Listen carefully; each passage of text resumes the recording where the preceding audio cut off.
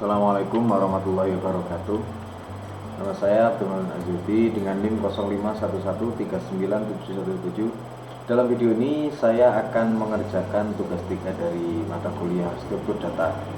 Baik, langsung saja. Di sini nomor 1, buatlah program pencarian menggunakan algoritma deep search dengan bahasa Java. Gunakan graf dengan 7 nodes yang mewakili A1 sampai dengan A7. Tentukan sendiri nilai hubungan antar node. Lakukan pencarian angka n pada graf tersebut dengan DFS. Jelaskan tahap demi tahap proses pencarian dengan prinsip. Oke, kita langsung aja ke code editor ya. Dan untuk tugas-tugas yang kemarin sudah ada ini. Sekarang kita bikin tugas 3 ya. Folder aja tugas 3.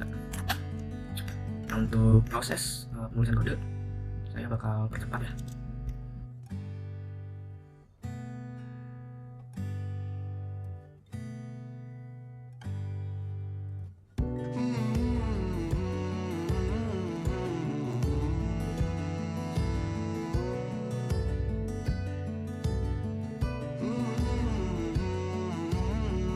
Oke, kita udah selesai untuk penulisan kodenya. Langsung aja ke proses penjelasan proses dari kode yang kita bikin ini. Nah, ketika kita run main, kode yang pertama itu bakal menginisialisasi relasi antar node ya, inisialisasi grafnya. Nah, di sini sebenarnya bebas ya, dari soal sih bebas, kita mau nentuin di mana untuk relasi antar node ini. Nah, setelah inisialisasi, kita harus menentukan dulu untuk node nilainya itu dari mana atau startnya dari mana. Dan di sini tentunya dari A1 ya, harusnya kalau mau sesuai urutan. Nah, di targetnya juga sebenarnya bebas ya dari soal itu, nilai n-nya itu bebas. Dan di sini saya mencari nilai node yang A7 ya. Nah, setelah kita menentukan start dan target, ini langsung melakukan eksekusi function dari DFS ini ya. Nah, di sini kita mengirim nilai start dan juga target melalui parameter dari function DFS ini. Nah, di sini DFS menerima nilai target tadi, parameter pertama itu ditandai di DFS itu current sebagai, misalnya kita berarti start awal itu A1 ya, dan targetnya A7. Nah, dari sini ada pengecekan kondisi ya. Ada pengecekan kondisi jika ini current itu A1, jika A1 sama dengan target itu A7 ya. Jika A1 sama dengan target A7, dia bakal ke sini. Nah, ini belum ya, karena A1 itu bukan A7. Nah, lanjut ke sini, ditandain deh untuk A1 ini, ditandain sebagai yang sudah divisit gitu, yang sudah dikunjungi. Nah, lanjut ada proses looping di sini. Loopingnya itu dari graf yang udah kita inisialisasi di awal ya. Di sini graf di get nih diambil ya, berdasarkan nilai A1. A1 itu dia punya array list A2 dan A3. Nah, di sini looping array A2 dan A3 ini dengan disimpan dari variabel sementara ya, neighbor ini. Nah, ini ada pengecekan apakah sudah dikunjungin apa belum ya. Kalau ini logiknya tuh seperti itu. If not visit content neighbor, itu logiknya itu udah dikunjungin atau belum sih untuk yang neighbor ini. Nah, neighbor ini yang pertama pasti dia menjalani ini dulu pengecekan A2 nih. Apakah A2 pernah dikunjungi? Nah, ini kan belum ya, belum pernah dikunjungi.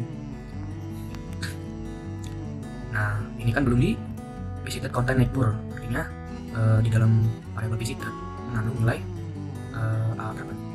A2.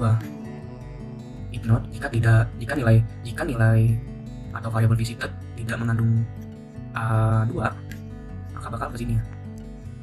Nah, ini kan belum mengandung ya, belum ada nilainya. Dia bakal menjalani fungsi yang ini lagi nih, rekursif ya, dia menjalani fungsi dari fungsi itu sendiri. Dari sini lanjut lagi dicek ini A2 kondisi current itu, karena di sini itu yang A2. Kondisi A2 jika ini belum sama dengan A7, artinya ditandain lagi si A2 itu sebagai apa tadi? A2 itu sebagai visited ya, yang sudah dikunjungi. Nah, di sini looping lagi dengan currentnya A2. Ini di get A2 nih. A2 mempunyai A1, A4, A5. Yang pertama dijalani pasti A1. Nah, tadi yang A3 belum dijalani ya, jadi kita lanjut dulu ke sini loopingnya nih.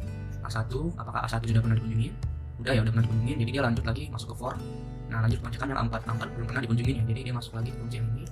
Terus ditandain lagi si A4 itu sebagai yang sudah dikunjungi. Nah, dari sini kita lanjut lagi nih sebenarnya looping yang tadi ya, yang A5 ini nih. Yang A5 ini di looping lagi. Ini karena sebagai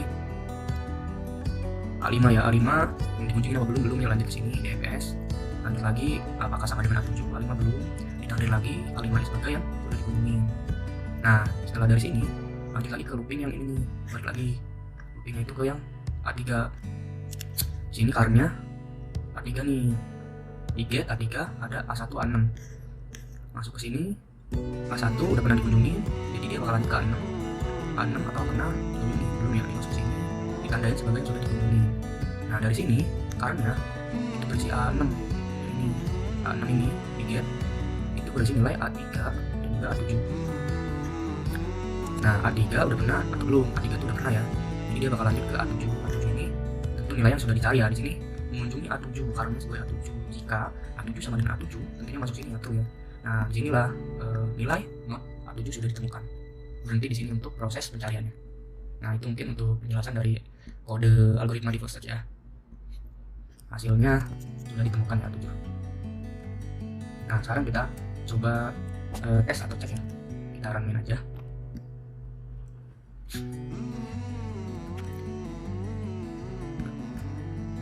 Wih, lama banget ya. Nah ini hasilnya. Jadi sempat mengunjungi dulu A1, mengunjungi A2, mengunjungi A4. Dari A1, A2 ini di awal sih masih dikunjungi ya. Ini A2 juga dikunjungi melalui A1 ini ya. Terus A4, nah A4 ini dikunjungi melalui A2 yang tadi itu. A5 juga dari A2. Nah A3 ini dikunjungi dari A1 tadi, balik lagi. A6, A7, A6 dari 3, A7 itu dari 6. Jadi seperti itu untuk hasilnya. Nah sekarang kita akan lanjut ke soal nomor yang kedua ya. Ini ada soalnya sama sih sebenarnya, cuma beda dia. Yang ini tuh algoritma broad search ya. Jadi sekarang kita coba langsung aja ya ke kode editor, coba file baru. Mana tadi?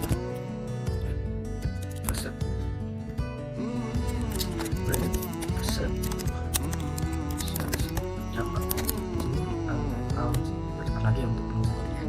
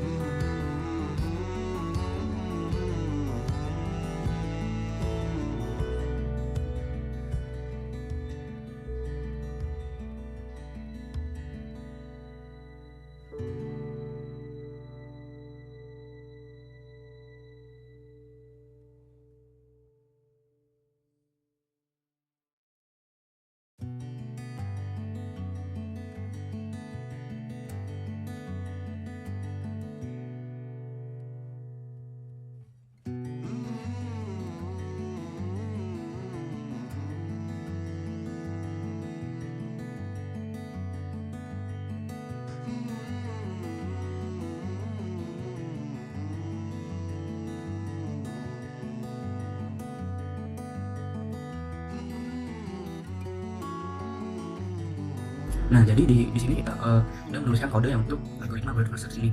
Nah sama untuk ketika kita run main, sini ada inisialisasi graph ya. Ini sama sih seperti saya bikin untuk relasinya itu dengan default search itu yang sebelumnya. Nah di sini sama juga dimulai dari A1 dan targetnya 7. Ini langsung menjalankan fungsi utama BMS. Start yang pertama A1 dan target A7. Ini juga untuk menyimpan yang pernah dikunjungi. Nah di sini perbedaannya, kalau untuk broad search ini menggunakan sistem queue ya, atau bisa disebut antrian. Queue ini di add nih, A1 di add dan juga ditandai sebagai sudah dikunjungi seperti di sini. Nah ini ada proses looping yang berjalan ketika queue ini tidak kosong. Queue ini tidak kosong dari ini tandanya not ya kalau ini. Queue is empty. Nah jadi ketika queue-nya ada, dia bakal jalan. Artinya ini tadi ada dong A1 ya, udah ditambahin, ini jalan sebagai A1. Nah di sini bikin lagi variabel current sini ada function dari Java yaitu Kio di Pol. Nah, A3 itu diambil, benar-benar diambil dari sini. Di sini hilang jadinya A1, diambil ke sini ke current, simpan di current yang maksudnya untuk A1-nya. Ini ada pengecekan jika A1 sama dengan target A7. Nah, karena sudah ditemukan sini, nah ini belum ya. Nah, masuklah ke loop di sini. Karena belum ditemukan. Inilah proses pencarian. Label penyimpan variabel sementara. Ini graph di get dengan A1. A1 ini ya, di get dan memasukkan A2 dan A3. Ini juga ada pengecekan apakah sudah pernah dikunjungin untuk A2 ini. Label ya, label ini. Jadi A2 ini udah pernah dikunjungin atau belum ya? Nah, bakal ditambahin itu yang sudah dikunjungin dan juga ditambahin ke Kio itu ke antrian ditambahin A2. Nanti lagi masuk ke sini lagi. Nah, karunnya itu atau labelnya A3 udah ada atau belum tandain lagi di sini.